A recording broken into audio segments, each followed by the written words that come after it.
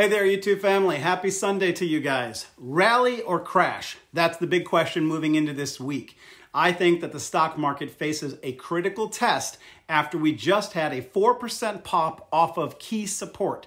Friday, stocks advanced with Apple, Tesla, Meta, and Amazon all up over 3%. When the S&P 500 pulled back off of that big run up to 4,200 at the end of January, I predicted that if the bullish run up was going to be validated, that it would come back to the 4,000 range and bounce. The key word being bounce. That would mean that it had made a higher low. Ultimately, the markets will not be bullish until they climb above the local high of 4,300. That high was made in the bear market rally of August of 2022. 4,300 is the local high that the markets have to climb back above to confirm that that big bearish decline of 2022, the recession of 2022, would be officially in the rearview mirror. Now, I've been saying for weeks that if the run-up from October's low was just another bear market rally, that at bare minimum, the markets should at least backtest to 4,100 before absolutely falling apart. And like clockwork, last week, we never broke and closed below 3,950, even though it was tested repeatedly. And then when it finally pushed below midday to 3,940, it got a really strong bounce, driving it back up, going into this heavy news-driven week ahead. Now, today I'm going to go over some pretty big news events that I think is going to test the bullish narrative of the market. Every weekend, I give you guys a general expected path for the markets. Now, I personally use this information to time my trades. I want to give you guys an example of this. I spent 2 days recently talking about the VIX and the VXX, and I told everybody at that time that I had taken a placeholder starting position in the VIX and the VXX options, and that I would load up if the markets got back to 4,100, which I believe the markets were moving towards. And if it did, they would cause the VIX and the VXX options to fall in value. That's when they would be their cheapest, and that's when you could get the best price and potentially load up.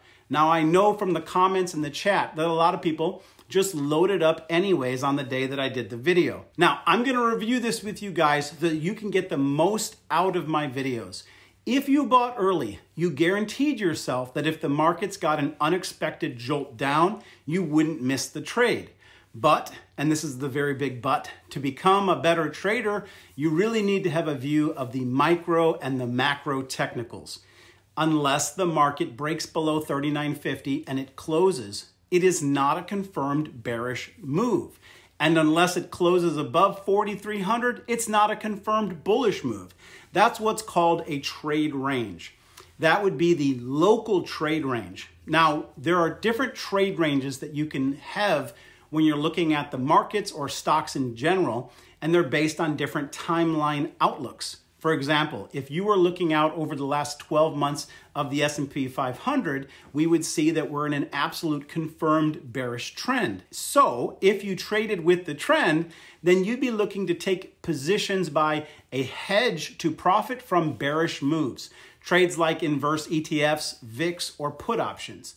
But on the other hand, if you were to be looking at a 3-month window or a quarter by quarter micro view, the markets have been moving up since their October low. They've been actually moving up for over 4 months. So you would be trading the micro trend, and you would be potentially in call options, and you'd be buying stocks at a discount with stop losses in place to protect your capital. Now, I'm not saying these things to confuse you. I want you to understand your risks better and how to trade the market that you're in. For example, if you take a bearish hedge position in the SQQQ right now, and the markets were to continue to climb like I've predicted to at least 4,100, but then they broke through and went to 4,200, and then they kept climbing to 4,300, which would be the top of the trade range, then you would have been in the trade of the SQQQ way too early. You would have entered around $41, and if we got up to 4,300, it could come down in price all the way to $29. But if you had a long-term goal and you intended to dollar cost average all the way from 41 to 29, you'd be fine. But if you're lump sum investing and you expected it to be immediately profitable, and you don't have additional funds or patience, or even a super strong conviction, you could find yourself in a place where the market's climbing, your trade is falling, you're 30% down, and some people will even panic sell at a loss right when it's time to essentially load up. Then they would see it come all the way down to 3,300 and they'd be kicking themselves because they got out of the trade. The number one problem that I see in the comments is people not timing or entering their trades with any form of a trade strategy. And that's what these weekend videos are about. They're meant to be a second opinion to your broader strategy. It's not a suggestion for you to buy, sell, or hold. Retail traders, they call us the dumb money because they believe that we trade emotionally. If the markets are up, then a retail trader is bullish, thinking the markets will continue up. But if they're down, they're bearish and they think they'll continue to go down. If the stock has green candles, they're happy to buy. But if the stock has red candles, they're afraid to buy. But that is not the Stock Josh family because we're prepared, we're not scared. This is the Stocks with Josh show. Thank you guys for hitting the like, say hi in the comments, and subscribe to get daily videos on stock and crypto news, as well as my unique technical analysis. We're going to go over some key events this week that are absolutely going to move the markets. Is it going to be a crash or a rally? This week we have two really big news events. We've got the U.S. jobs report on Friday. Now we know that the Fed has two concerns always, inflation and jobs. And so this is an extremely important data point. Fed Powell is also going to appear before Washington lawmakers on 2 full days of his semi-annual monetary policy testimony that he has to give before Washington, D.C. Fed Powell talks this Tuesday and Wednesday, and we know that very rarely is it bullish for stocks or good for stocks when the Fed is talking. The markets usually prefer a quiet Fed, but this week we're going to have a very chatty Fed as lawmakers are going to be grandstanding their political agenda and trying to force him into giving economic forward guidance for the U.S. economy. The big topic of discussion is going to be the unemployment rate. Now, the unemployment rate currently is sitting at a 50-year low. That's just incredible. While inflation, unfortunately, has been at a 40-year high in recent months. The lawmakers, they always want to do two things. They want to spend your money and they want to promise a brighter future to their constituents. They're not ever trying to deal with the dirty business or the problems it seems that society has. The solution's always spending money, and that's why we've gotten ourselves into this inflation hole to begin with. So these guys are going to grill him with those ideas in mind. So far in 2023, unemployment has continued to drop with over 500,000 jobs expected to be added in the first 2 months. This strength has for some wiped away any hope that the Fed could pause his interest rate hikes. After these talks Tuesday and Wednesday, we then have the new jobs report on Friday. And this is going to confirm all the jobs that were added in February. Already it's being speculated by Bloomberg's payroll growth estimate that it's possible that job growth has moderated after that big January surge that we saw. This would actually be the last jobs report before the Fed convenes to determine the next rate hike. So they're going to be talking March 21st and 22nd to decide whether it's going to be a 25 or 50 basis point hike at that point. It's not believed that the markets have priced in a 50. Now, Bloomberg suggests that all of the tech layoffs that had been forecasted during Q4 earnings release that buoyed stocks higher will not begin to show up in the market until March. If that is true and the Fed believes it, then we could easily stay the course of a 25 basis point rate hike moving forward, allowing the markets to extend the rally before having to face potentially more bad data in the second quarter of this year. Strong labor markets have translated into people getting higher wages, which in turn leads to more spending, which then drives up inflation. And this is why many are putting the Fed's new terminal rate or his final rate above 5%. That's not been priced in. For perspective, the markets in December of 2022, before the January rally, were only pricing in a final or terminal rate of 4.5%. So if the Fed signals hawkishness, it could mean a much higher than anticipated terminal rate of 5.5% that still has to get priced in. And that's why the bears believe that the Fed is planning to use this Capitol Hill talk as an opportunity to prepare the market for a higher than expected terminal rate, which would ultimately cause the market to sell off. Now, I'm going to give you guys my thoughts going into this next week, but before I do, if you need better trade tools, I want you to check out this offer from the Moomoo investment app. It's a limited time exclusive offer for up to 17 free stock. You can click on the link in the top pinned comment to get all the details.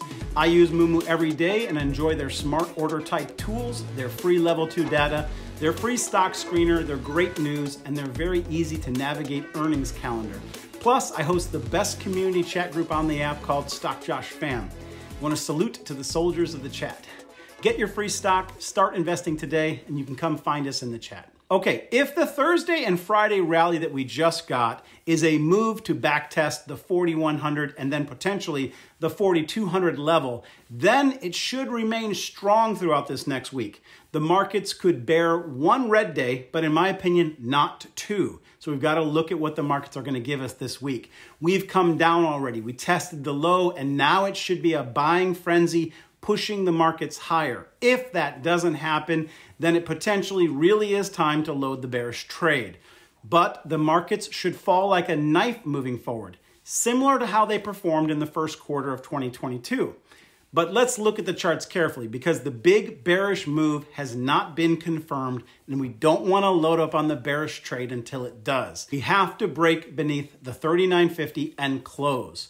So if you guys are in a bearish trade right now going into this week and the markets take off, you will get absolutely crushed. To keep things very simple moving forward, I want you to check out this trend line. And this is the core point of this video today.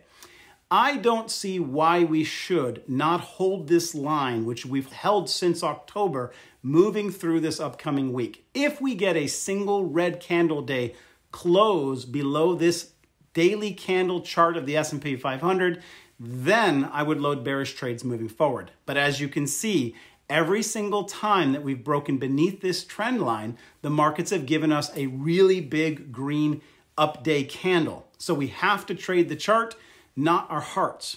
And on that note, there is a ton of bullish and bearish data out there. And sometimes people just gravitate to what they want to hear and they focus on it. You should only put money at risk when you have clear confirmation, which I believe the charts will give us. And I promise you guys, when it does, I will get on here and I will point it out to you. I want to just remind you of some positive things in the market. China and Japan are pumping money into the economy. It's believed that both Canada and Japan will stop raising rates, that they're at their terminal rate now. And that has also, we've seen this heavily impact crypto, as the majority of crypto that's recently traded has traded outside the US. And other bullish things to point out is we're seeing right now world-changing technological advances emerging like never before with things like AI. And we see Tesla changing age-old industries. Robotics and AI-driven engineering and product printing are going to revolutionize everything that we consume. I want you guys to watch this quick video about engineering and metal printing that's absolutely fascinating.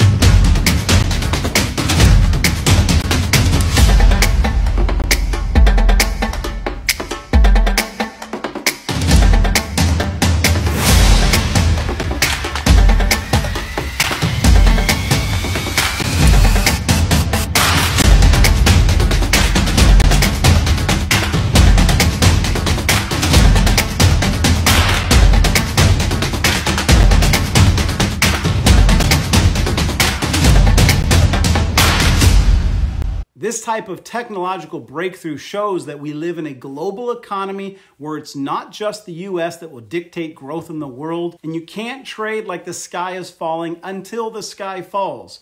And that's why I teach inverse ETFs and volatility trades like the VIX and the VXX. It's to prepare you for when and if the crap hits the fan, then you know where to turn to make money.